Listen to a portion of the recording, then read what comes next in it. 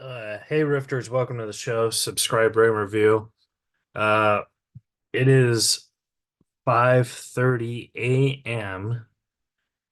Um, yeah, 5:30 a.m. guys. I'm up early doing Reza riffs.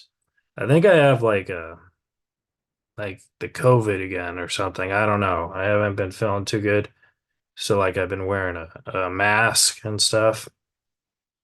But I don't know. I don't even know why I shared that. But yeah.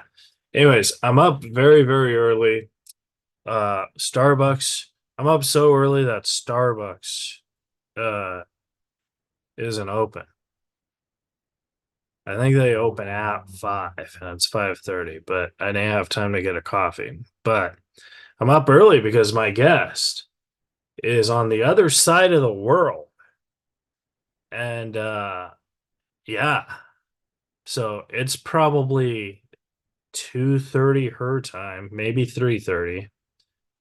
And it's just, she's probably just enjoying her day. And I'm just waking up. But I'm very excited for this guest because, as you guys know, I'm a huge Saw fan. And Saw 10, I just thought was great. And there's this girl in Saw 10 who is the bad guy. And she was charming and very interesting. And I thought when I saw it, hey, I got to interview her. I wonder if she'll do my pod. So I wrote, she said yes, and it was like really cool because it was like, holy Lord, like she's probably her character in Saw is probably one of my favorite characters. But it's gonna be great. She's done a lot of stuff. Headhunters, Rag and Wrath, The Girl in the Spider's Web, Saw X. Um, So it's going to be fun talking to her. Victor Pacheco might show up. I'm not sure. It is early. He said he was going to, but like I said, it is early. So if he doesn't show up, we are not holding it to Victor. Alan Lee will not show up. Uh, he has his day job. But I am here, and my guest, Synnøve Macody Lund, will be here. And I'm so excited. It's going to be fun. And I've been working really hard all week to say her name right. So I really hope I did say it right because I'm excited to talk to Synnøve Macody Lund. And it's going to be fun. All right, guys. If you like this episode, subscribe, rate, review, share, tell a friend, and enjoy Reza Riffs with Synnøve Macody Lund.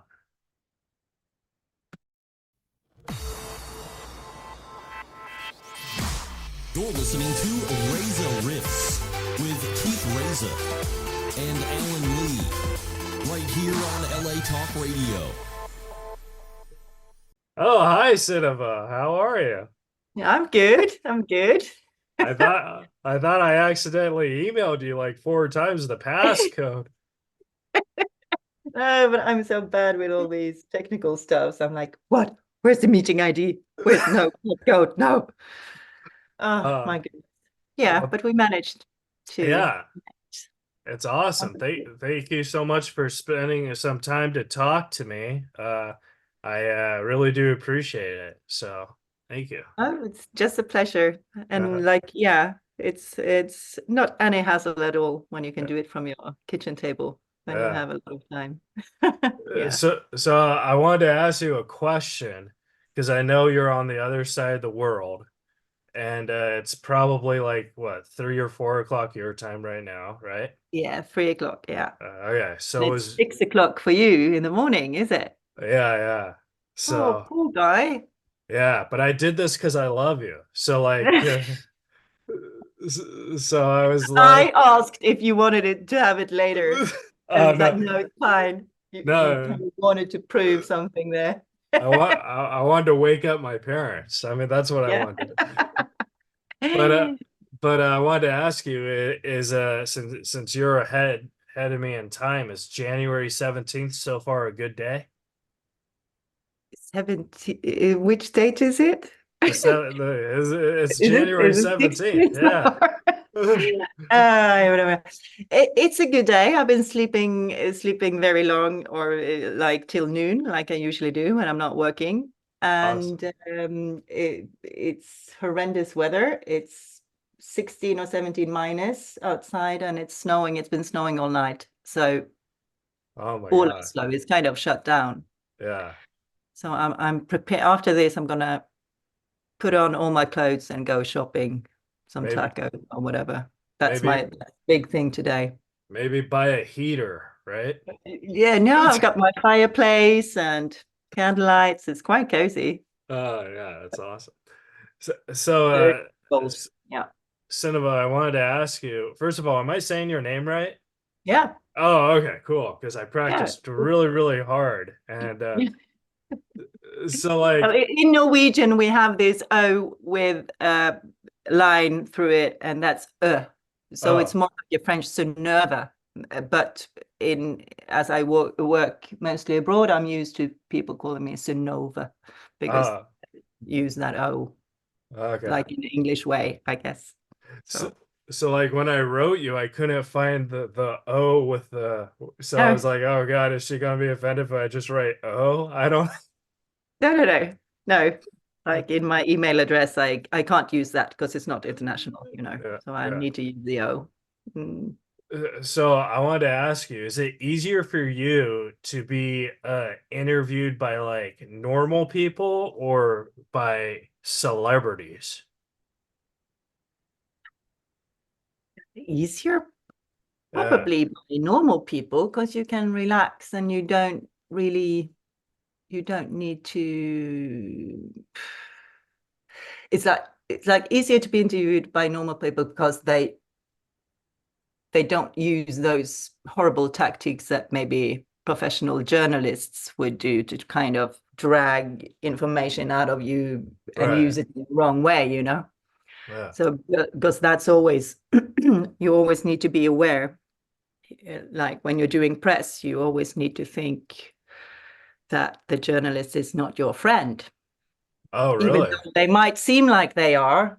Yeah. Uh, that's what I've been taught throughout the years, that do not ever think of a journalist as your best friend, even though they act like it. Oh. So maybe Oh, okay. that because you seem so friendly and so yeah. Well, I was gonna say that then don't consider me a celebrity. That way you can be a good, yeah. But Yeah. I do the stand-up comedy, so like Oh, yeah, so like that's how like I'm a F-list celebrity, but if you Google me, I come up.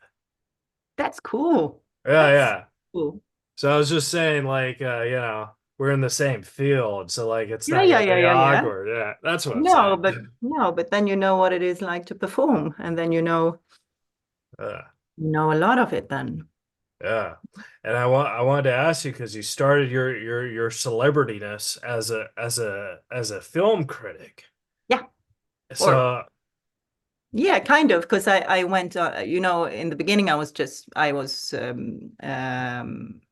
it, director of no, the editor of a film magazine, and I was writing a lot of reviews, but then I started to do it on telly as well. So maybe that was more.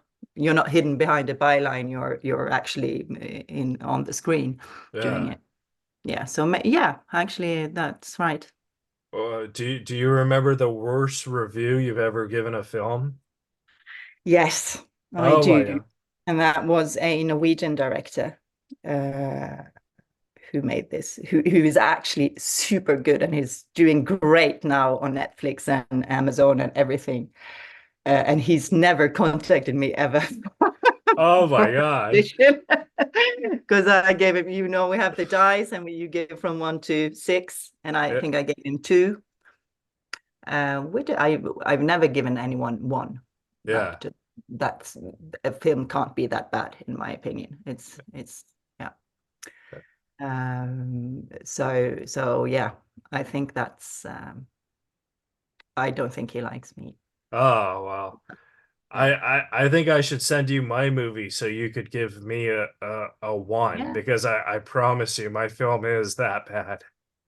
Well, all the films, I went to directing school for documentary filmmaking, and all my films, I know one of my films are so bad that they use it as an example for the pupils coming after me, like in the years, to like what not to do when you're making this kind of was like an conservative portrait of a group of people. That was one of the rehearsals or one of the films you had to do.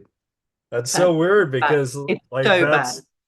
that's so weird because that's exactly how my film is. Like people play it, they're like, this is what an actor cannot do. I'm like, okay. But yeah, you'll be amazed. There are Yeah, directors who do horrible stuff yeah. professionally as well. And Yeah. then and then you got Headhunters. So Mm. so how did that start? Because like I heard that they read one of your reviews and they said, "Hey, I want you in Headhunters," and you said, "Hey, okay."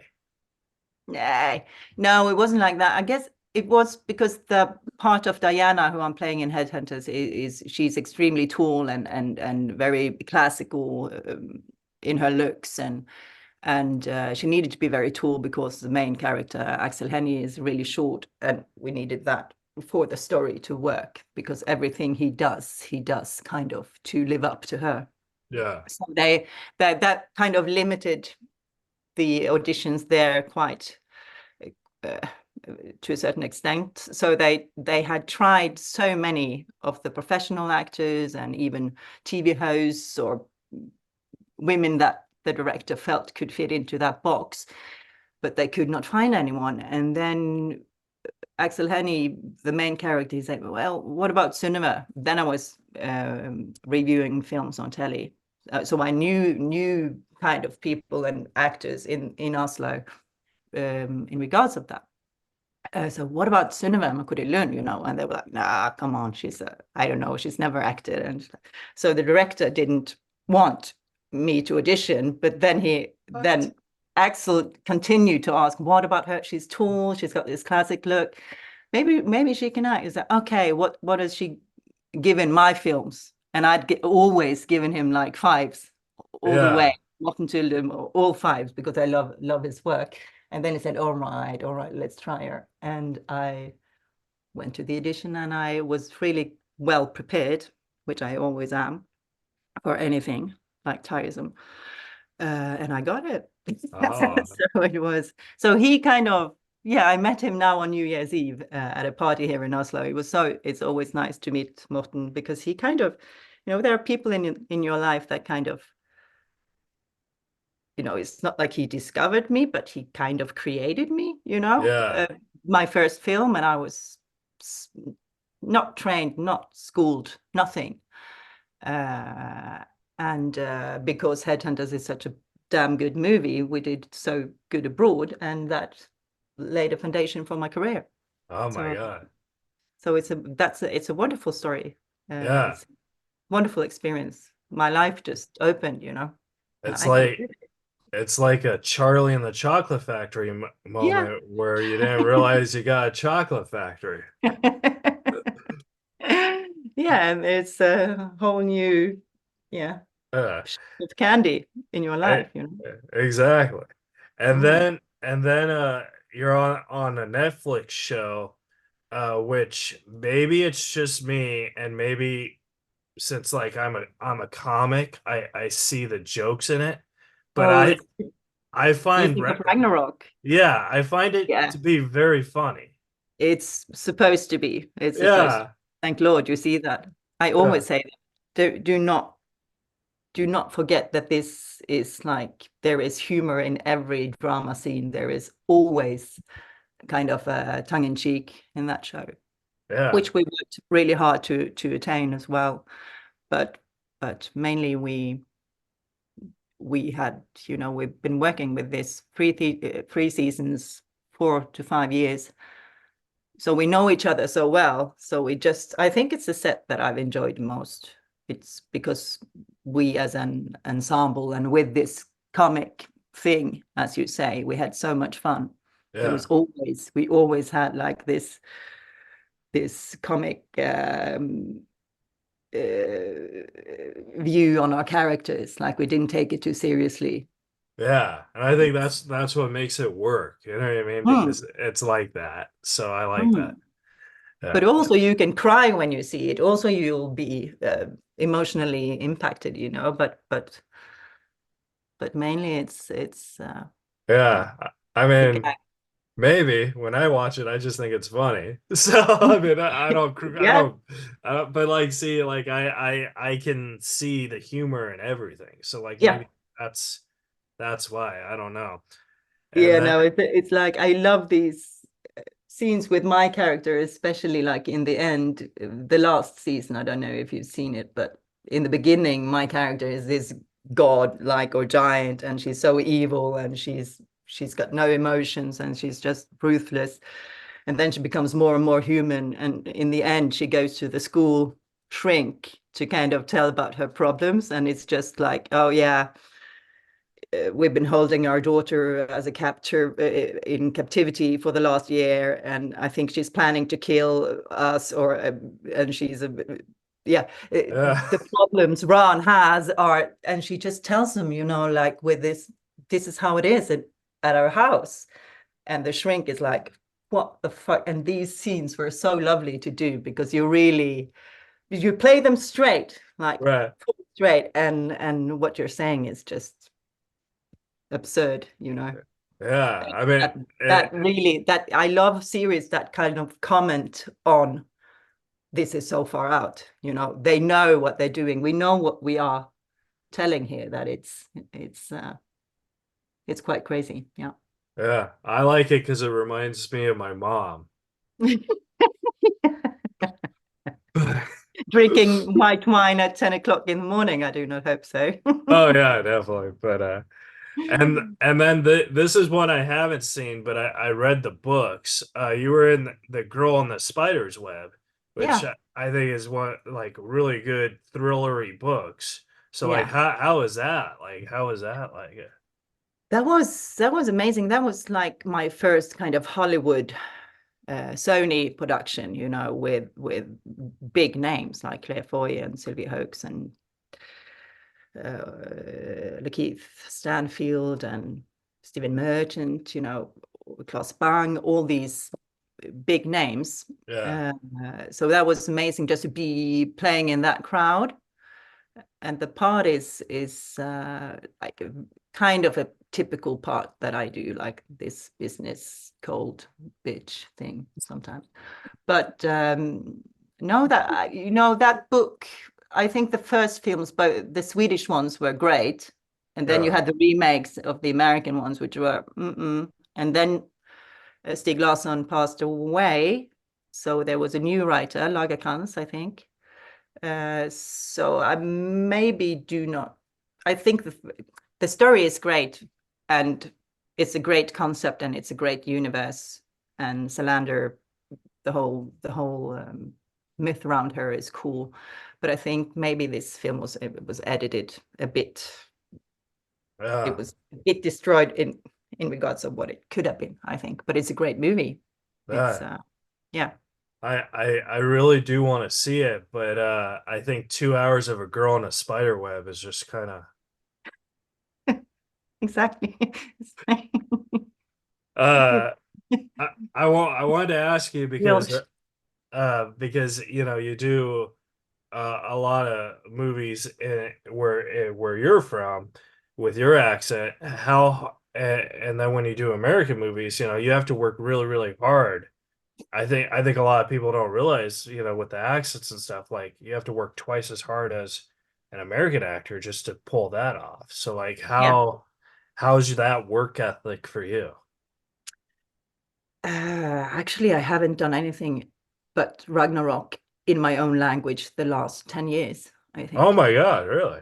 So I'm just only working abroad, really. Uh, oh, So but that doesn't uh, it's because it's my second language and I don't have a clue how to have an American accent. I have this kind of British strange thing that I learned in school. But and usually they want they want me to have an accent, so I don't need to try to be like all this to be perfect. So that's nice, but still, and yet, acting in your second language is always going to be super hard because you don't have that in your brain kind of natural link between the logistics of language and your emotions. So there's always a layer, there's always something. I think it's like different parts of the brain, really. So if I start to really feel, then I lose my line. So Yeah. I need to learn my lines so like stupid well that it's just like this religious tongue talk or like blah, blah, blah, that just comes out, Yeah. But then, so it's always, and there can be, sometimes when there are pages on pages of a lot of dialogue that you need to have the rhythm and you need to, so I guess I'm rehearsing a lot before I'm even on set. I could never enter the set and not have spent like a day with my lines, just me in my hotel room, like just going over it and over it and like really feel it in my mouth, like really connect. I need to connect it to my feelings before I go on set. It can't Yeah. happen there. So Yeah. it maybe makes me a bit more like technical or planned in my acting, but somehow on set, when you get into the groove, then it starts to become alive. Even so, but it's hard work, yeah. And I even did a series now in Italy for Amazon where I'm playing in Italian, and that would kind of just changed my whole, like after that half a year, I could like suddenly stand like and not remember the word for door in Norwegian Right. or happiness in English, because I had fucked up something in my language center by learning this. And yeah, with so much effort that I changed something in my Yeah. brain. But eventually that passed away. So now I couldn't say a line in Italian, because I've Yeah. erased it. Yeah. That's But it's so fun. awesome. Because Yeah. like if I were to go to another country and I don't know the language, I'm just totally screwed. I'd be like, okay, I You just are. won't talk. I'll be like, Yeah. And you just no, but not being sufficient in a language or not knowing it and not understanding makes you feel a bit strange or stupid or disconnected and but I think it's because many of us have learned Spanish or English or Italian or at school maybe, but yeah, not sufficiently. And like when I was shooting in Berlin for The Girl in the Spider's Web, I had 5 years of German at school. And I got the top grade. I was like super good. My uncle's German. Like I could talk this. I should talk this fluently. But yeah, me getting into a cab is like, yeah, thank you. Or you're going to this or that Platz, And I don't talk it German. Why don't I do that? Didn't I practice that? It was 3 months. But yeah. it's you. You need to feel cool. You don't want to sit there and struggle and like, yeah, feeling I like, I think that's awesome though. I oh, mean, yeah, I wish I knew German. yeah. Yeah, but I I do don't. know German and I don't talk it. It's Yeah, horrendous. I just like German chocolate cake.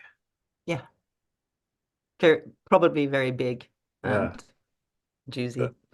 that was a bad joke. I'm sorry. Anyways, You're trying to be a comedian all the time here. no. I'm just trying to make you laugh because you have a beautiful smile. Oh, thank you. Uh, so I actually came around you because I'm actually a huge Saw fan, and I saw Saw 10 or Saw Mhm. X, whatever, and I thought you were fantastic because Thank you. I think what happened, what makes your character so cool is because uh at the beginning they kind of plot you like maybe you're the hero. You know what I mean? and then you ain't the hero, girlfriend. You know what I mean? Like, so it was like a big Uh, shock for me. I was yeah. like, oh my God. So I thought that was awesome. Yeah, it's a fantastic character, Cecilia Yeah. Peterson, and it's yeah, so much fun to play. But it's also a very good script, and I love these movies, you know, where you go kind of a bit back to when a hero is established, or is John Kramer a hero? I don't know, but he is. Yeah. You kind of go back to the roots and tell, like with Batman or James Bond, Yeah. you tell the audience, why has he become this kind of person, this character, this why what is his purpose, why does he have this purpose, you know? So I love this, and I think SOX does that in a very cool way. I wanted to ask you like how when you read the script, um because a Saw script has a different tone in its writing than a normal script. You Mm. know, like they use maybe flashbacks or they try and manipulate the reader into saying it's the future. So I wanted to know like how was that when you were reading it? Like did you have to read it again to fully understand it, or like were you okay, I'm on board? At first I needed to see some Saw films because I Oh yeah. hadn't seen them, so I did that first, and then I read the script, and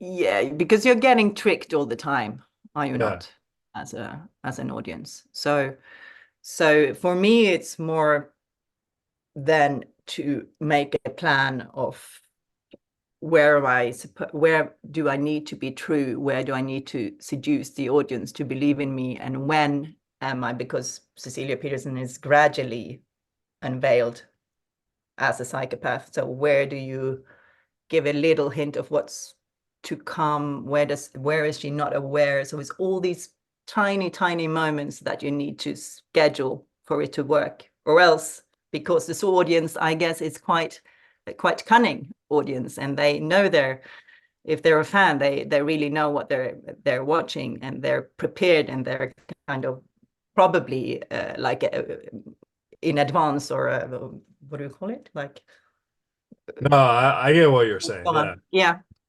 Yeah. So you really need to pull it off in that way. So that's what I understood immediately, that you can't. But also, like you say with Ragnarok, I thought it was quite funny. Yeah. I was laughing a lot when I read that script. It's like, because they also write it like, and bam, they're so enthusiastic when they write it.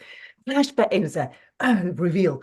Oh, Saw fans are cheering. You know, they're writing this into the actual script with like they're writing when they're pleasing the audience or the Yeah. fans, which amused me, and gave a certain energy. That energy kind of kept itself all the way during shooting as well. Yeah. Mm. I wanted to ask you like how like because you know you're like chained up for most of the film and That was one more. you're seeing all your friends die and stuff. Like how is that as an actor? Because obviously there's special effects and there's stunt people and stuff, but how is that where like, all right, Julie just died, I don't have to see Julie anymore. You know what I mean? Something like that. Like how do you get in that vibe?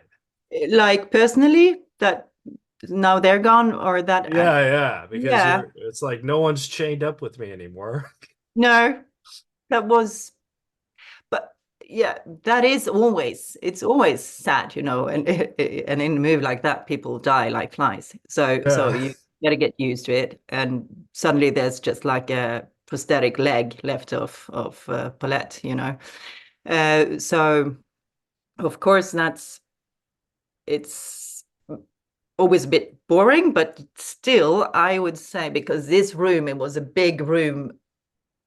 The room was eating sound. It was a hard room to play in, and it's like a chamber play in a way. So in some ways, it was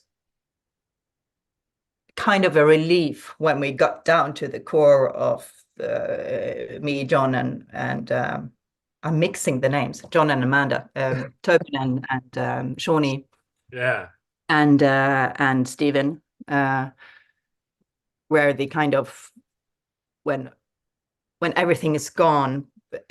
And for me, like I said, also with this planning of my character, the revealing of my character, it's like it's out in the open. I'm a bad guy. So it kind of works. It was a good process, I would say. But it's always these Mexican actors we had in this film are so amazing. It's so super nice. But we Yeah. continue to see each other, for dinners and lunches, and so they did not disappear and they never will. I really, really like them. So I have a lot of Saw questions. I apologize. But I wanted to say, like, are you glad that you survived? Because Yeah. because now, even if they kill you in the next one, you're still in it. You know what I mean? Like, Hmm. so I think that's kind of cool. Hmm. No, that's fantastic. And it's when you're first doing a Saw movie, it's like you take a step into a universe that maybe some actors would not like to be in. It's like I don't know, not to say that, but I love the fact that Cecilia doesn't die. I love the fact that she remains that kind of challenge to John's kind of universe or doctrine or what you should call it. So she has a really important. She's like the Joker in the Batman movies. She's questioning his whole code, you know. Yeah. So in John's mind, she has made her trap. She's made it because she kills her lover, and she she survives like Yeah. that. So she's done her trap. She's made it. So even though he would love to kill her, probably he can't because Yeah. then he would respect his own code. So this is a dilemma that I love that they've kept because there were discussions. They kept it quite open for me as well. I was doing ADR in the studio, and I didn't know whether I would survive or not because they kept it open in the edit for quite long to see how it worked. And I think they're really happy they kept her because it allows the audience to hate Cecilia for another Yeah. movie as well, where we'll see how that goes. I, But I yeah. were you like, because you killed your lover to survive, right? And then you're trapped, right? Your neck's in there, and then you see uh Tobin Bell give a kid a whole bunch of money. Like, did that, like, you're like, what the heck? Then she as a psychopath, she hates that fact. That was her money, Yeah, She earned them by being a scoundrel. no, definitely. But So yeah. so that's the funny stuff. I could see in You it because it's play not it. supposed to Yeah, be funny. yeah. So you need to play it kind of a bit, like you say, like we talk with Ragnarok, like we think with Saw, like when I read the script, it's quite funny. We need to play it a bit camp, Yeah, pull it off. So, and that's also a balance that's quite hard. But there is also so much you need to react on, which is where you need to be a human being, and then your character is a psychopath. How do you react then? yeah. Oh Do you yeah, play that you're so it's a play within the play within the play. So that I think that character is the most interesting character I ever played, regardless of the genre and or whatever. yeah. It's amazing, Well, very very much fun. I have two more Saw questions, and I want to respect your time. So, Oh, it's fine. okay. You talked a little about working with Shawnee Smith and Tobin Bell, and I think those are the two characters, because in a way they're in every single film. You know what I mean? Mm, So I think like that's really like the heart and the mm, blood in it.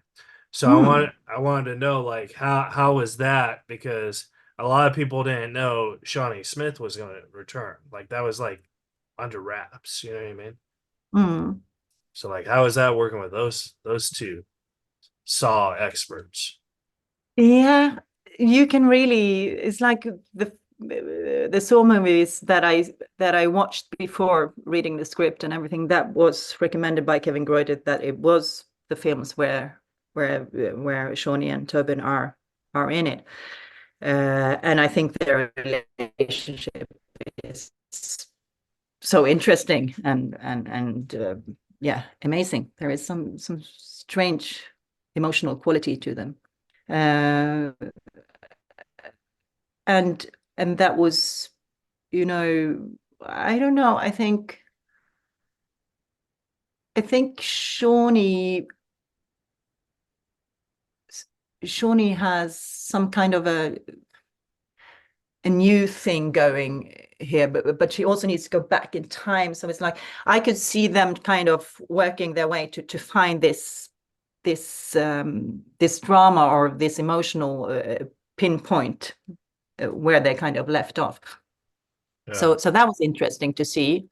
I could also, but I didn't get too much info from Shawnee on that. I could just see that she was really working hard to get into her state of being Amanda, which was really, because Shawnee is like a super strong girl, vulnerable, of course, but like, or else she couldn't play this. But I saw that she really worked like on her own. She was listening to music. She was like tuning in there. Whereas me and Tobin were, I think Tobin found a lot of joy in presenting this universe to me, and so being my mentor too. So we met a lot and we read a lot, and he did a lot of work with me and for me to make me understand what I was a part of, to make me understand his character, and to make our energy like as good as it could be, like, because we're kind of in that room, you know, we were sometimes like we couldn't hear each other. We really needed to work to get close and to get it was his proposal that he does this thing on me at the end where he grabs me. Yeah. It was Tobin's idea. And I think that was powerful moment. So important. It was, so he really knows. He surpluses, or he adds so much just by being Tobin, you know, just by being John Kramer. So he's the source of it. So this might be a really stupid comment, but so in the movie, he emails you, right? And so like what I did, because I don't know, just trying to, I emailed that email address and I got a response from Jigsaw that said I'm out of the country gate. So like, yeah, Did they do this? yeah. I want to forward it to you because I thought it was really, really weird. Hilarious. Are you kidding now? No, I'm dead serious. Oh, that's some great promo work. So Oh my I'm goodness. gonna forward it to you so you know I'm Yeah, not you do. lying. But like, oh my God, I thought that would make you laugh. So Yeah. my last question for you is, and I asked this from everybody, and Yeah. I took this question from my friend because I thought it was a good question.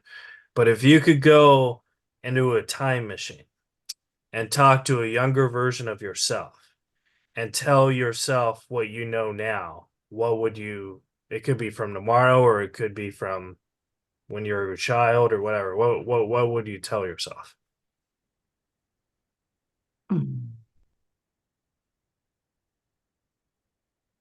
Keep doing what you're doing. Oh, nice. Because, yeah, and be as brave as you think you are. Uh, And don't be so shy, because I was very shy. Like, oh, don't think twice, just talk, just, you know, be you. yeah, And yeah. definitely. I'm so glad you said that and you didn't say, hey, Synnøve, I'm you from the future. Don't do Keith Reza's podcast. When that comes, say no. Whatever you do. Uh, No, what no. It's really nice. Where can the folks at home follow and support you at? Sorry? Where can they follow and support you? Like, do you have a Twitter or Instagram or something? Yeah, want Oh, people. yeah, I've got an Instagram. I've Ah. never been on Twitter. I've got an Instagram and a Facebook that I never used, but they're kind of connected now, are they not? So it's just Synnove Macody Lund, Synnøve. Right. Yeah. And I haven't verified it yet because I can't. I'm procrastinating. So, but it's you'll see that it's me. All right. Well, thank you so much for talking with me. You've made my January 17th so great, and it's only 7 o'clock. So thank you so much. Yeah, you have the full day. Enjoy. All I'm gonna right. make dinner for my Yeah. kids. It's gonna be a very boring day. Apart Well, from this. I'll talk to you later, and hopefully we can do this again Send those sometime. emails. Yeah. All right. Cool. Bye. Bye-bye. All right, guys. That was the interview. Subscribe, rate, review, tell a friend. We'll see you guys next week. You're listening to Reza Riffs with Keith Reza and Alan Lee, right here on LA Talk Radio.